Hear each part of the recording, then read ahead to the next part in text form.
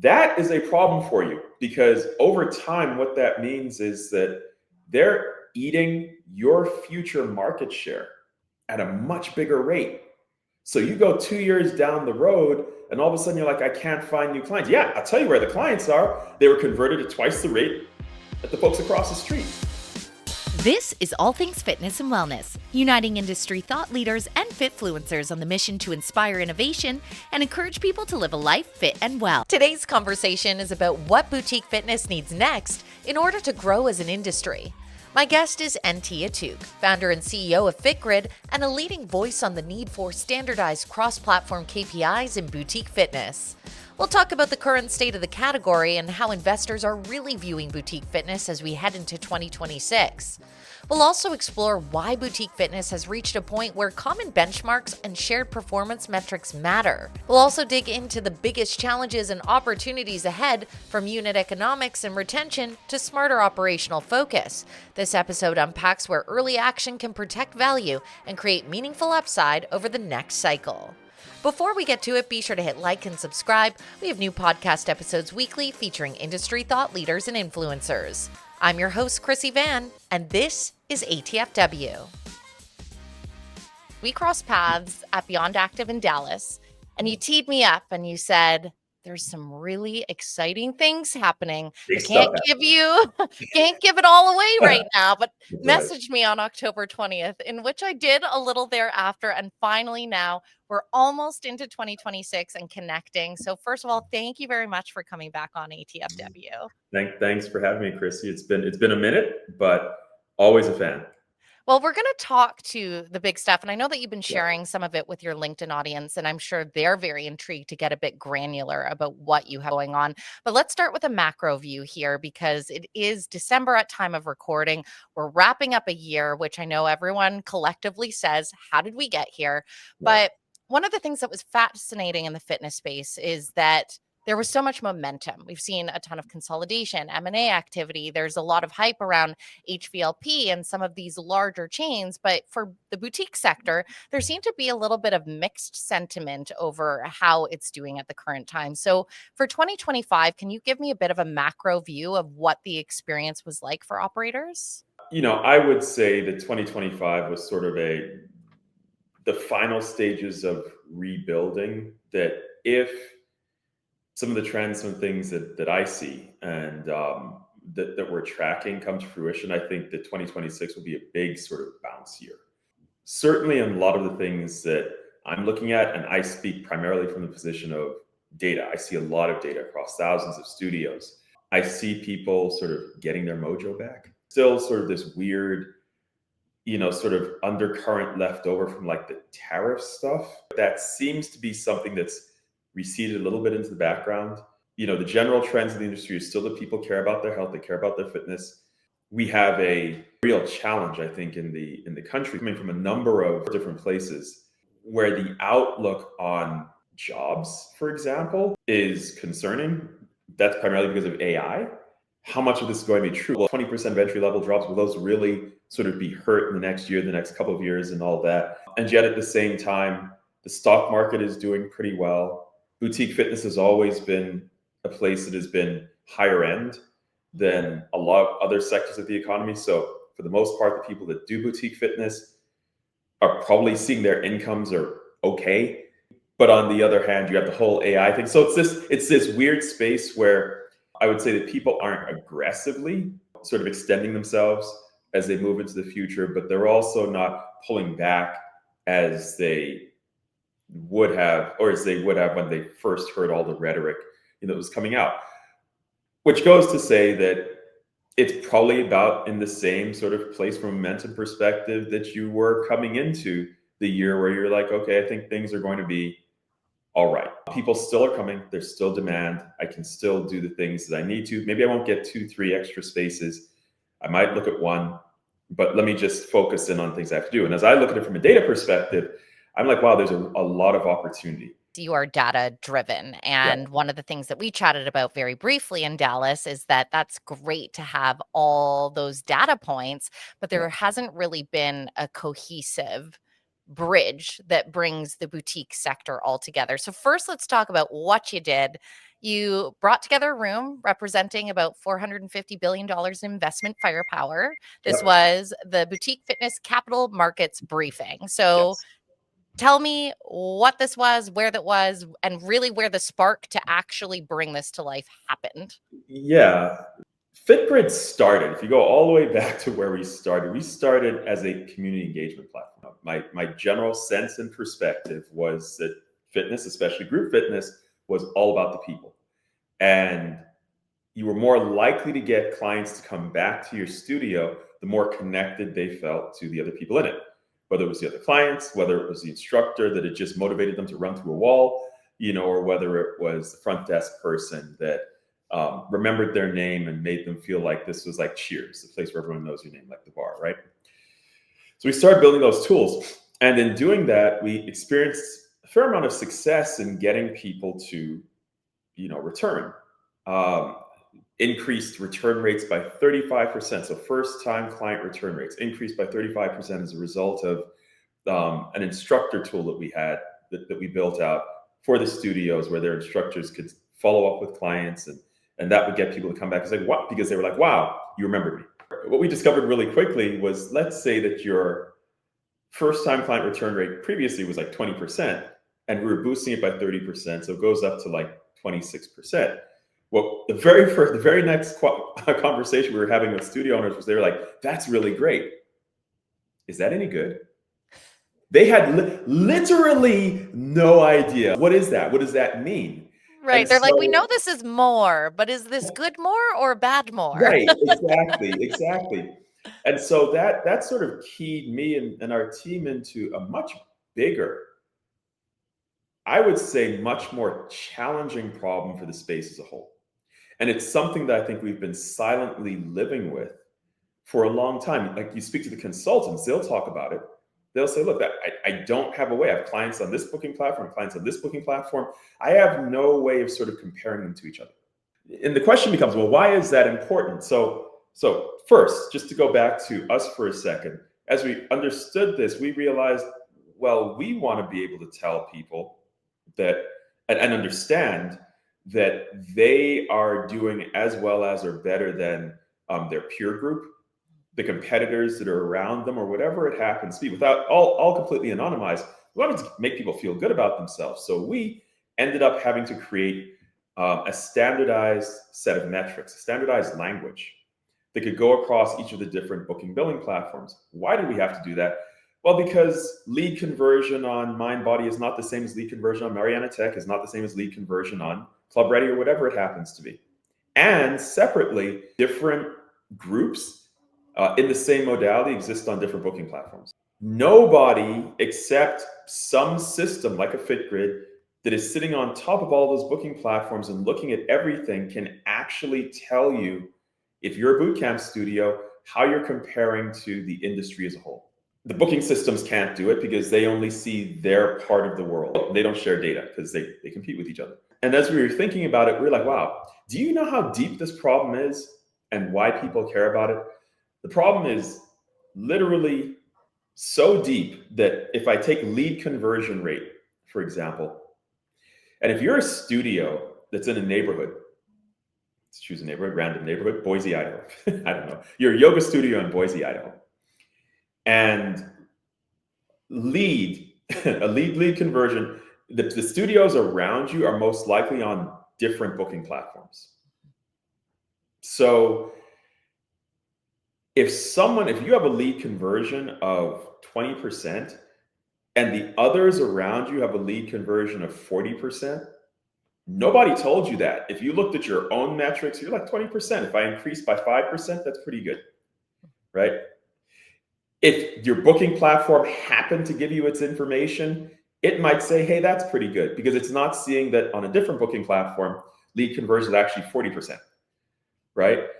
That is a problem for you, because over time, what that means is that they're eating your future market share at a much bigger rate.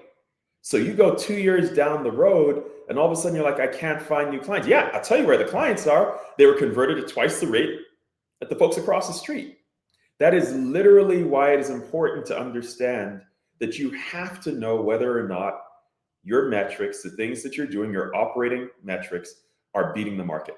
And it went deeper than that. Because if you don't know as an operator, as a franchisor, which is a collection of operators, they don't know. And if you're an investor in the franchisor, they don't know. And if you're an analyst of the franchisors on Wall Street, they don't know. Everybody was flying blind.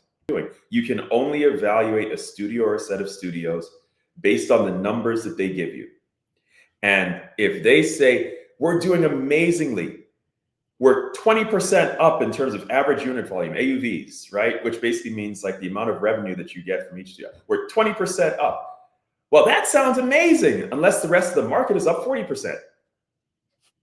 Then you're not doing so well. All I can say is that I think that people kind of knew in their gut that, you know, the data was limited, but because there wasn't clarity, there wasn't someone coming out, pointing to a graph, pointing to a chart, looking at specific data and saying, here's the problem, folks, and here is how it hits you in your wallet. And here is how it hits your understanding of what you should focus on, your priorities, and explaining it to the average studio owner, to the average franchisor, explaining to the average investor and saying, we need to do better. As an industry, we can do better. We need to do better. I don't think that people have gotten it to that level. And I know that because when I've been showing some of this information, people have been like, the jaws have been on the ground. Like, what are you kidding me? And the response from the capital markets briefing was precisely that. You have multi-billion-dollar private equity funds, venture capital funds that are saying, we'd like to use your metrics as due diligence. What does that mean? That means that if someone wants to go to them for funding, they're going to say, how do you match up when you actually go on the FitGrid platform, you compare to the market? We need to understand how you compare to the market, because if we don't understand that, we could be investing in someone where, you know, you have 10%, 15% growth, which seems great on the surface, except that all of your peer group is growing at 35%. We need to understand, you know, that. Doesn't mean we won't make the investment, just means we need to know where we need to invest more in. I would think too, with a lot of operators, I mean, maybe they're single studio and that's the dream and the passion project and they just want it to run, but a lot do want to then have multi-units and ultimately have that vision in their mind of an exit. And so on that front, I mean, you did have a lot of investors in the room. What is kind of the appetite right now for the boutique space? I think that breaks down into two different areas. I'll give you the high level. And so when I say the high level, I'm referring to people willing to invest in big chains that are expanding rapidly. And then sort of the investment, which I'll really call it like the exit potential for the independent studio. I would say that first of all, historically and to date, we were for a while a great place in boutique fitness for investment. Call it pre-COVID years, right? And the reason for that, I think, was a bunch of sort of artificial like artifacts or whatever. Like you had lower real estate prices. You had these were the heydays of sort of ClassPass and Groupon, where you didn't have to master marketing to open up a place and have people sort of fill it in. And you had like instructors who were like, I'm really good. I get 20 people in my class consistently. Therefore, I'm going to hang out my own shingle. But they didn't necessarily have business background to be able to do that. And it's not like just about instructors. That could be anybody, you know, but anyone that had a following would say, I can go out and I can sort of do this. And so we just grew, right? And I would like to say that a lot of what subsidized that growth was a lot of private equity, venture capital, you know, that went into places like ClassPass, which would just bring in like the whole world, that would come into funding chains like F45, you know, at the time. Remember, they just like went gangbusters, you know, and all of that sort of thing. And those were like the go-go years of boutique fitness. Those were the go-go years, right? And then COVID shut a lot of that down. And And coming out of COVID, people figured out that, wow, I really do have to figure out how to go back to basics. And so I think we have a little bit more sanity in terms of the way that people are growing and the way that they're going. But that also means that because we lost 30%, of our folks, the investment appetite has been slower to come back because, in addition to what happened during COVID, we've also taken some big hits on the biggest names in the business, right? So, if you consider Peloton to be part of boutique, I kind of do, it's boutique-y, sort of thing. They were as high as what, 45, $50 billion in terms of like market cap, right? If you look at like what happened with the story behind F45, that was challenging. The story behind Exponential was challenging. So you had all of the biggest names that we were holding out, all of us were holding out, there as like, look at what we can do. Like we collectively wanted it all to work, right? And then in each of those cases, we had sort of the come down, right? And so my positive view of the future is based on the fact that I believe that we've learned our lesson. Mm-hmm. So I am optimistic, not because we're going to get huge chunks of capital that come in next year. I think that they'll start to flow in, a couple of years from now and all the rest of that. But because there are now people like myself, and I'll use myself as a specific example, that are saying, I've absorbed all of that, right? And we've seen, that story. And we're diagnosing what the problems are. And one of the problems that I would say existed was that we didn't have a great handle on our unit economics. There was too much in the market pre-COVID, fed by sort of this overindulgence, or this easy sort of, easy clients that came in. So it was subsidized by the venture capitalists and the private equity or whatever. We had that. COVID got rid of a lot of that. We come back now. And then we had sort of the go, where you could just tell a story. You could be like, hey, just look at the story of how much we're growing, how many units we're opening and all the rest of that. But because we didn't have the metrics and the comparisons that the market, the franchisees, even the management teams could sit there and say, well, what's really happening at the bottom 20%, of our system? Are they struggling? Are they figuring it out? Like, what's really going on there? When you end up with that situation, and then you have like the big come down, when you go back the other way, you're more cautious. Mm-hmm. And it means that the markets, it means that the franchisees, it means the studio operators, and everyone will say, trust but verify. And when we're talking about trust but verify, let me make sure I really understand. You want me to buy into this? I want to buy into it. It feels like a great idea. Tell me truly, how does this compare to the market? And now we have the answer to that question. And so that's what the capital markets briefing was about. That's where my optimism comes from. We've managed a lot. There are no villains in any of this. This is just a shared learning experience, where we were so excited. We got ahead of ourselves, and now I've sort of come back to earth. We've retrenched. And now moving forward, we can say, let's ask the real questions, about folks, and say, do you really understand what's happening with your business? Meaningful growth doesn't happen without that. You need to have the information, or else what are you really acting on? You're acting on a good intention based on smoke and mirrors. We have to stop being a mom and pop industry that just we move from gut feeling. We have information, we have data. We need to start looking at the data, operating from there. We need to not be afraid to look in the mirror. We have to tell ourselves the truth, right? We have to move to a place where we're just having clarity, and clarity in our conversations. But I appreciate you so much providing insight because, as I say, we touched base. I saw you sharing in the LinkedIn community. It sparked a lot of conversation, and I'm sure we'll continue to do so.